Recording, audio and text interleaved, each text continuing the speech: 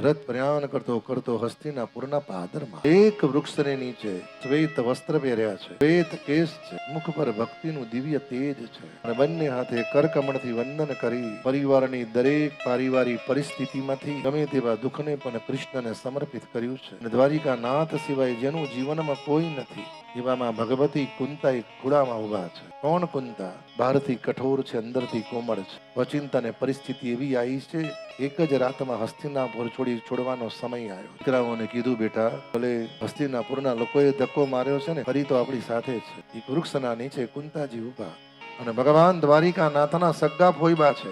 અને સગા ફોઈબા છે ને, છતાંય કોઈ દિવસ કુંતાજી ફોઈબા તરીકે ફરિયાદ નથી કરી. અને જીવનમાં અમુક સમયે ધ્યાન રાખો સાહેબ, આપણું ધાર્યું થવાનું નથી, આપણું કીધેલું કોઈ માનવાનું નથી. અને સમયને જે કરવું છે એ થવાનું છે ને, તો જીવનમાં ધ્યાન રાખો. અમુક પરિસ્થિતિ ભગવાનને સમર્પિત કરી ભગવાન પર છોડી દો.